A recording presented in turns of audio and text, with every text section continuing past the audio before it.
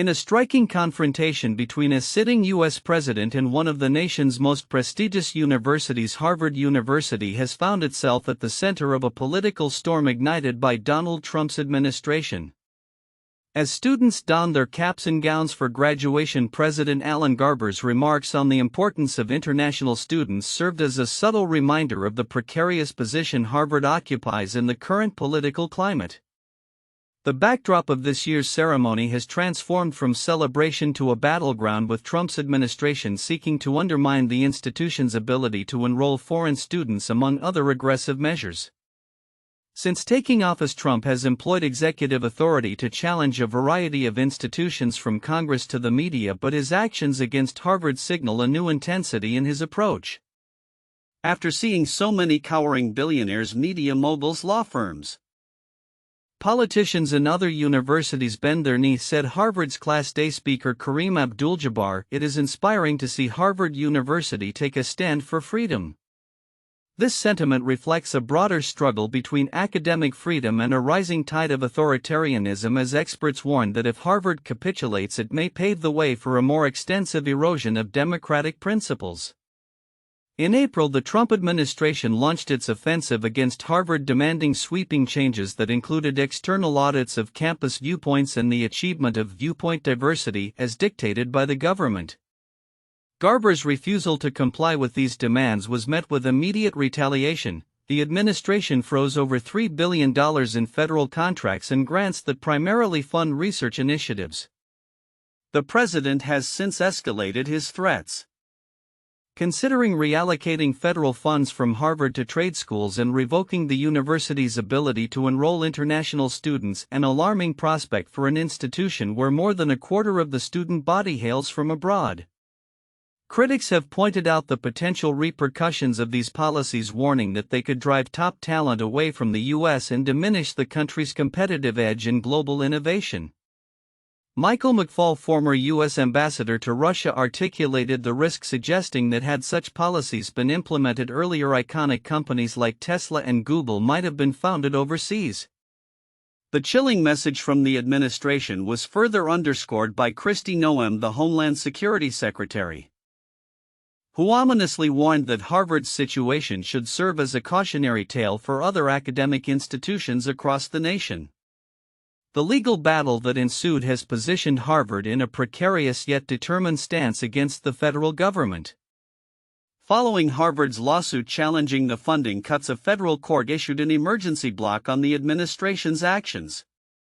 Legal experts, including Harvard's Lawrence Tribe, have expressed confidence in the university's ability to prevail in court, citing Trump's dismal record in legal challenges.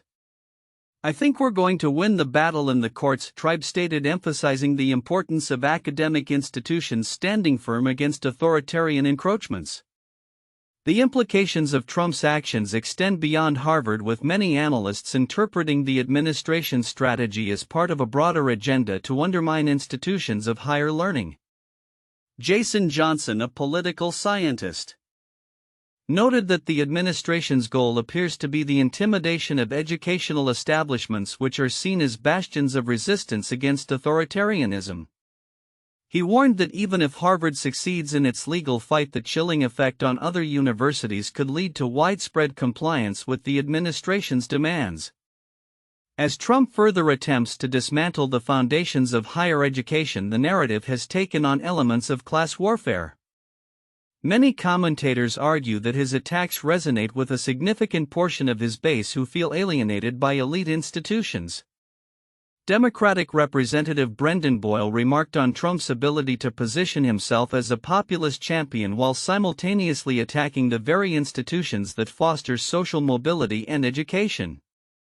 In this high-stakes struggle, Harvard's significant endowment of $53 billion provides it with resources that many other institutions lack, allowing it to sustain prolonged legal battles. President Garber's determination to maintain Harvard's independence echoes a commitment to uphold not just the university's legacy but also the future of American higher education itself. As this conflict continues to unfold, the eyes of the nation will be on Harvard, not only to see if it can fend off Trump's aggressive tactics but also to gauge the broader implications for academic freedom and democracy in America. In a political landscape increasingly defined by conflict and polarization, Harvard's resistance may serve as a beacon of hope for those advocating for the preservation of academic integrity and the pursuit of truth. The university's ability to navigate this turbulent terrain will likely shape the future of higher education in the United States, making it a critical moment in the ongoing battle for the soul of American democracy. In an unusual twist of political discourse, former President Donald Trump has ignited controversy by sharing a conspiracy theory on his social media platform Truth Social that claims President Joe Biden was executed in 2020 and replaced by clones. The post, which lacks any credible evidence, originated from a lesser-known user on the platform and states there is no Joe Biden executed in 2020. Biden clones, doubles, and robotic engineered soulless, mindless entities are what you see. This statement has drawn sharp criticism and bewilderment, highlighting the ongoing polarization surrounding American political figures. The timing of Trump's post coincides with growing speculation about Biden's health. Following the recent announcement of his diagnosis with stage 4 metastatic prostate cancer, this revelation has prompted discussions regarding the extent to which Biden's administration has been transparent about his health conditions. In response to the diagnosis, Trump expressed his concern and well wishes for Biden, stating he is saddened to hear about the former president's condition and hoping for a fast and successful recovery. Amid this discourse, the political ramifications are significant. Trump's sharing of the conspiracy theory appears to be part of a larger strategy to undermine Biden's credibility, especially as the latter faces scrutiny over his mental acuity. This incident illustrates the lengths to which political figures may go in today's climate to sway public perception, even at the expense of factual integrity.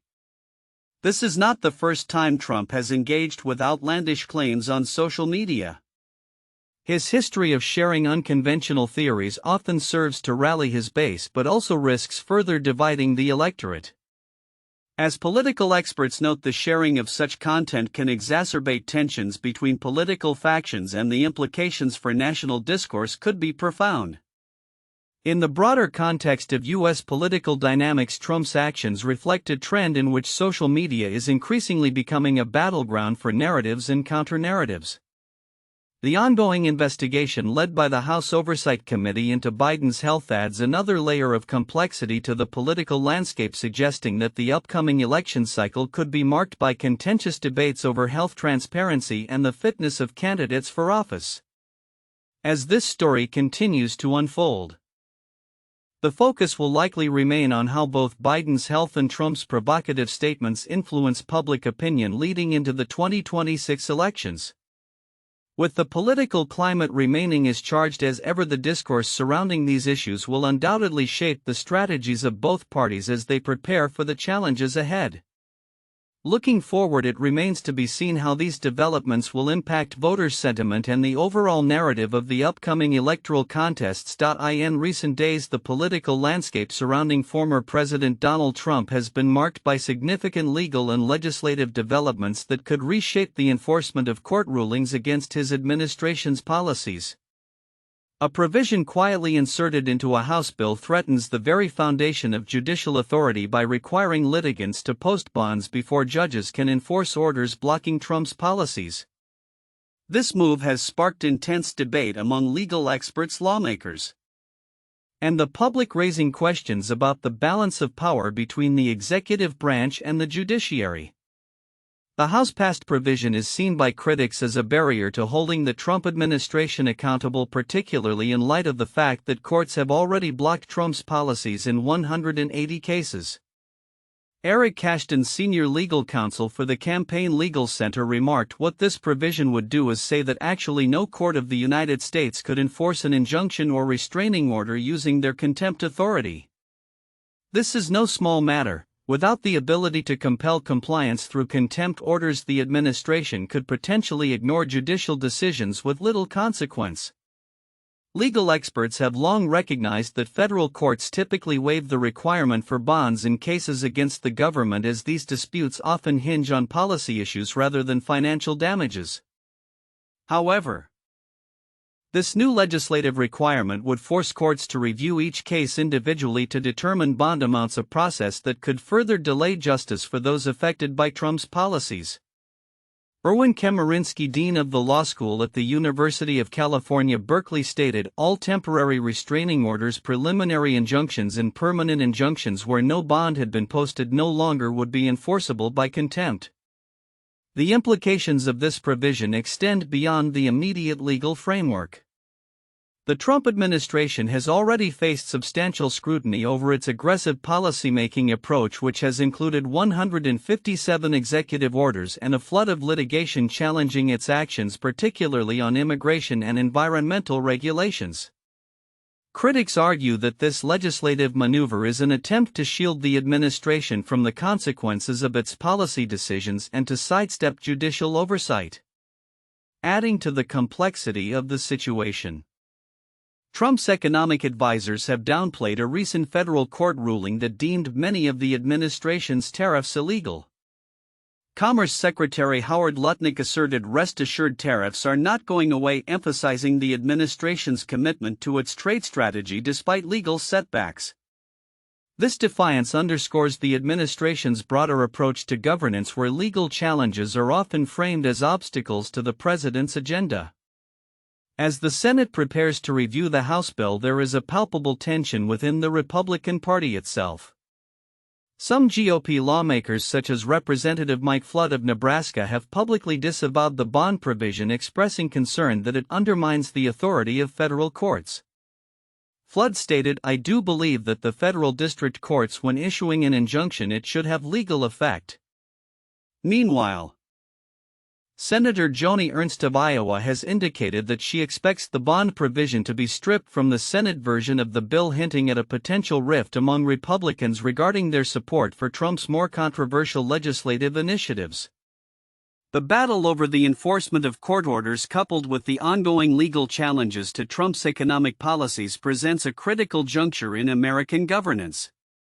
As the administration continues to push its agenda amid legal scrutiny, the outcomes of these legislative and judicial conflicts will likely have lasting ramifications for the separation of powers in the U.S. system. Observers are keenly watching how these dynamics will unfold in the coming weeks, especially as the Senate debates the future of the controversial provision. In conclusion, the intersection of Trump's legislative efforts and ongoing judicial challenges reflects a broader struggle over the limits of executive power and the role of the judiciary in American democracy. With the potential for significant changes on the horizon, the implications of these developments will resonate well beyond the current political climate, shaping the balance of power for years to come. In a rapidly evolving global economy, the impact of President Donald Trump's tariffs and trade policies is becoming increasingly complex. As the administration doubles down on its protectionist measures, including a recent decision to raise tariffs on steel imports from 25% to 50%, businesses across various sectors are grappling with the consequences of these changes. The heightened tensions, particularly with China, are reshaping supply chains and challenging the resilience of industries that have long relied on international networks. At a recent three-day gathering of supply chain professionals in Orlando, Florida Trade and Commerce attorney Jonathan Todd discussed the implications of these tariffs, noting that many companies are caught in a precarious balancing act. Businesses are navigating a whirlwind of uncertainty, he explained, highlighting how Trump's aggressive stance could lead to shifts in sourcing, pricing, and ultimately consumer behavior. The fallout from these policies is evident in the broader market.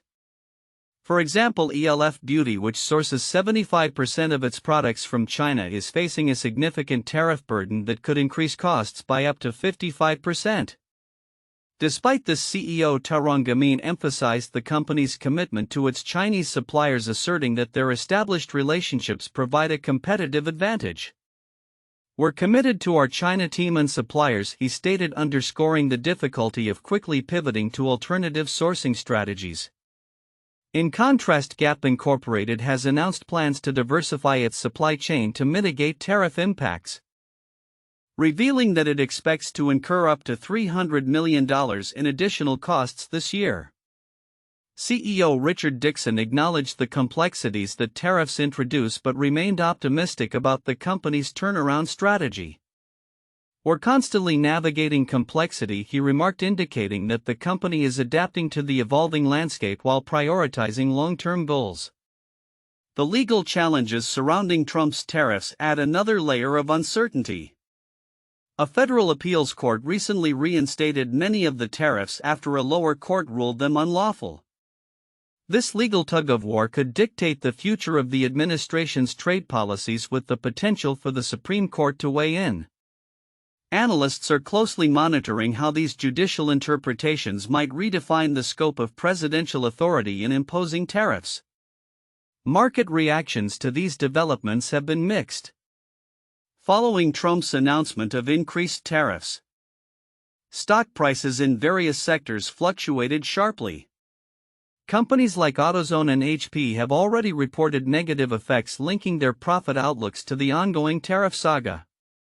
"If we do see significant tariffs, that will indeed have an inflationary impact," AutoZone's CFO noted, reflecting broader concerns about rising costs impacting consumer goods. As tensions with China escalate, Trump's administration is not only targeting tariffs but also imposing restrictions on technology and student visas, heightening the stakes in the ongoing trade disputes. Trump's rhetoric has shifted, accusing China of violating trade agreements while suggesting a need for a more assertive stance in negotiations. His comments about a potential call with Chinese President Xi Jinping indicate an attempt to recalibrate relations, but the lack of specifics raises questions about the sincerity of these overtures. The ramifications of these policy changes are poised to ripple through the global economy, affecting everything from consumer prices to international trade relationships. As companies adapt to the new realities of tariffs and trade wars, the future remains uncertain.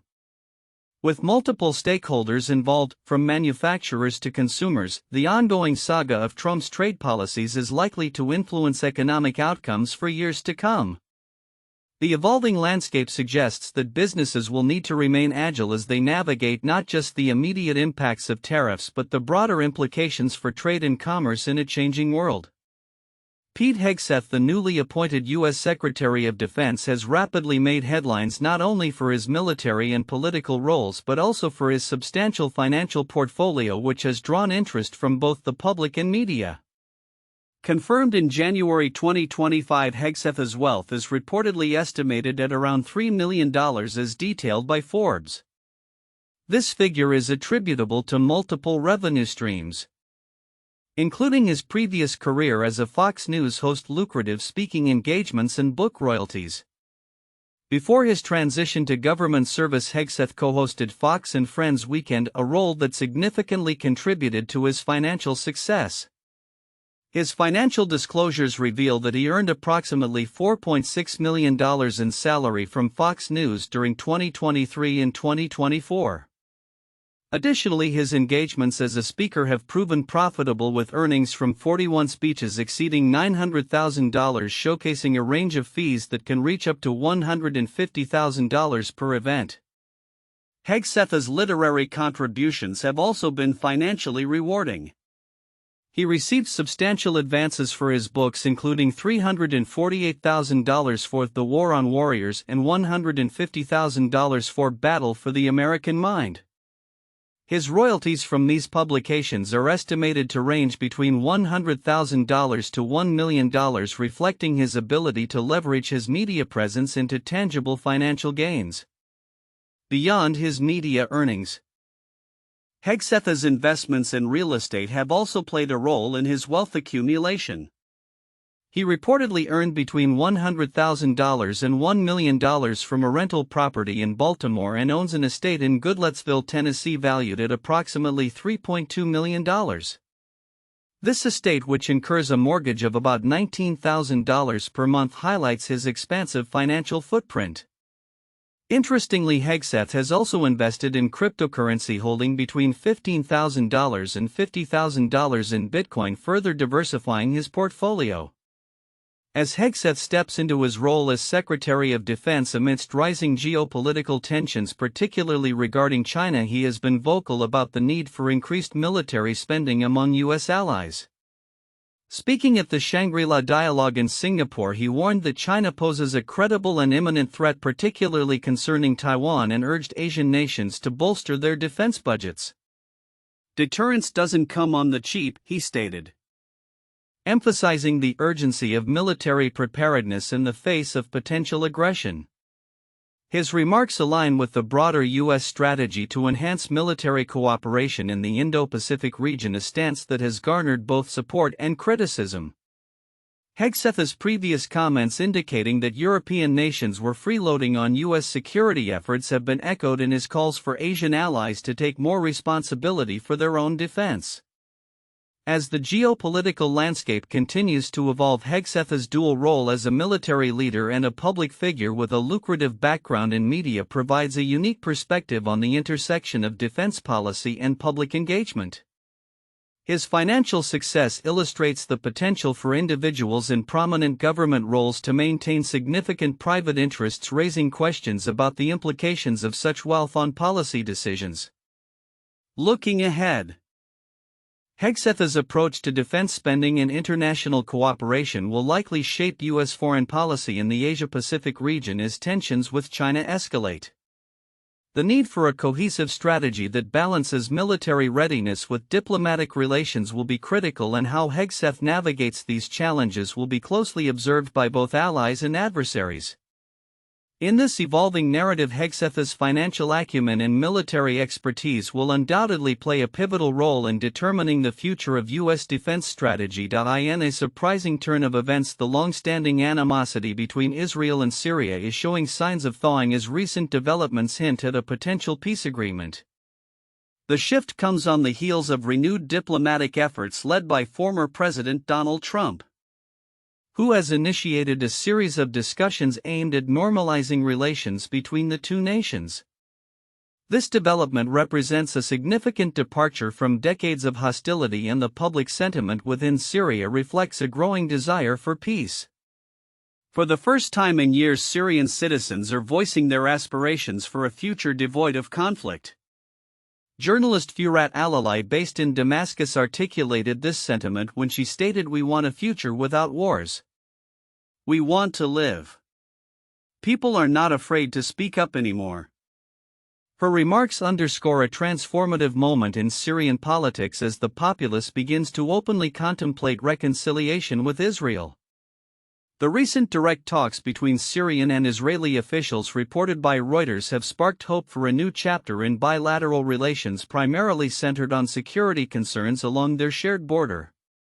The U.S. has played a critical role in facilitating these discussions, with sources revealing that Trump's administration has encouraged Syria's interim leadership to engage with Israel. This marked a pivot from decades of U.S. opposition to the Assad regime, signaling a potential shift towards normalization.